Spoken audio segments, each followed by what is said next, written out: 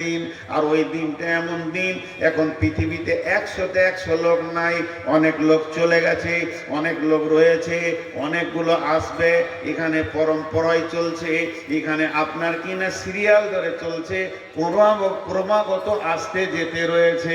কিন্তু কিয়ামতের দিনটা এমন হবে, হযরত আদম আলাইহিস সালাম চোখের সামনে থাকবে। আর কিয়ামতের দিন যে ছেলেটা মায়ের পেট থেকে জন্ম নিবে, সেও সেদিন চোখের সামনে থাকবে। তার মানে 100-এ 100 থাকবে। কিন্তু এমন একটা বিপদের দিন, ওইটা সবাই বিপদে থাকবে। আদম বলবে নাফসি নাফসি, হুদ বলবে নাফসি নাফসি, শীস বলবে নাফসি নাফসি, মুসা বলবে নাফসি নাফসি, ঈসা বলবে নাফসি নাফসি, দাউদ বলবে নাফসি নাফসি, সুলাইমান বলবে নাফসি নাফসি, হুদ মানে সালেহ বলবে নাফসি নাফসি।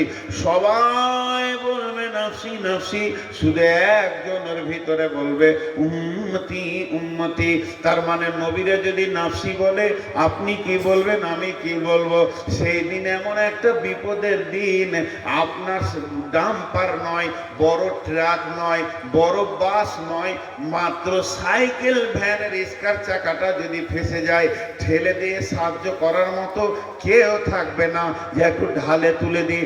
আল্লাহ বলে দিয়েছেন ওই দিনে যতগুলি লোক হাজির থাকবে সবাই পেরেশান থাকবে। যদি দাউদ সুলাইমান থাকে তো নিজেরটা একবার ভেবে দেখ কোন অবস্থায় থাকবে। আর ওই পেরেশানিতে 100তে 100 জন থাকবে, কেউ কারো সাহায্য করবে না।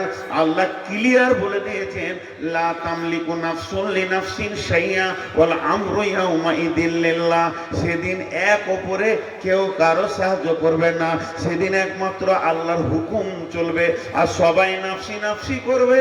অতএব সেই দিনটা শুনে নাও, ওই দিনটাকে ছোট খবর বলিনি আমি, নাবাইল আযীম, সব থেকে বড় খবর। আল্লাযী হুম ফীহি মুখতালিফুন, কোন ব্যাপারে নবী হে তোমাকে কনফিউশন সৃষ্টি করছে, ইখতিলাফ করছে, উলঝান পয়দা করছে, দোদুল্য করে দিচ্ছে, তোমার ব্রেনকে নিয়ে মাথা খারাপ করছে। আনিন নাবাইল আযীম, সেই বড় খবরে নিয়ে নবী হে তুমি বলে দাও কাল্লা সায়ালামুন সুম্মা কাল্লা সায়ালামুন, কাল্লা সায়ালামুন, নিশ্চয় একদিন তোরা জানতে পারবে, সুম্মা কাল্লা সায়ালামুন, নিশ্চয় তোরা একদিন জানতে পারবি।